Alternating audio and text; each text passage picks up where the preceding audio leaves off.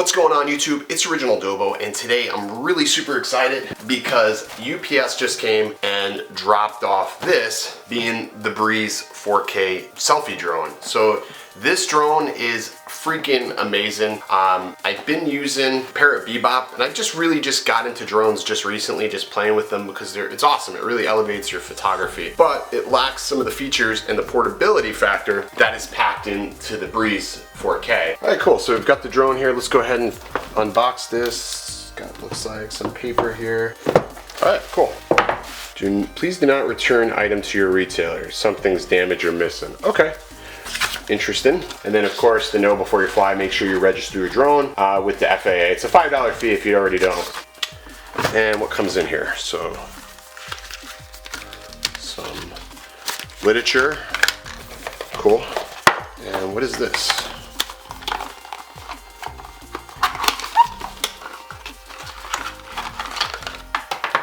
Battery charger, your cable, and then we have the actual drone itself. So let's go ahead and press. You gotta press a little firm on that. That's sort of nice. All right, cool. And then we have spare battery here, a battery here, and then I actually got a third battery to have as well. So overall, the drone size, it's small, but it's hard to explain. It's pretty light. It's not crazy light, but it's definitely pretty light. The props all fold in. Underneath you do have the infrared sensors, and then you also have a placement camera which will help you lock on target.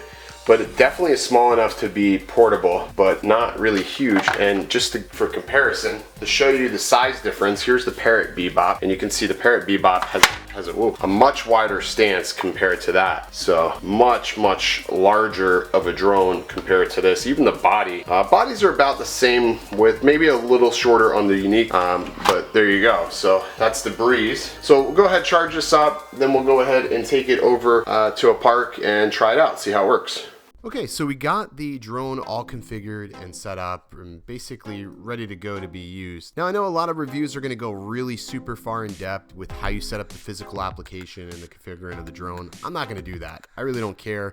It's not hard to figure out, and ultimately I just want to see how it handles in comparison to what I've been using, which is the Parrot Bebop. First impression launching it, it's not a very fast drone. It's actually somewhat slow. It's not going to win any awards for a speed demon, but it is very stable. Now you really can't tell, but if you look sort of close at the trees, you can sort of see them blowing. The wind was probably about 15 to 20 knots, which is actually a lot. And this is a really tiny little drone, and you can see it was pretty stable. Now there's a couple of different modes that this drone has, one of them being the follow me mode. Now follow me can work two ways. It's either one, lock on a target and sort of follow them back and forth, or use the phone's physical GPS and follow them. Now I tried both of them. Now the follow me works pretty decent. I can stay in frame for the most part, and it works really well. Now the follow me one, I just started taking off running to let the drone follow me, and the drone was probably cruising about 5-6 miles an hour. Now I threw a curveball in here because I went to the right. The drone actually started catching up to me,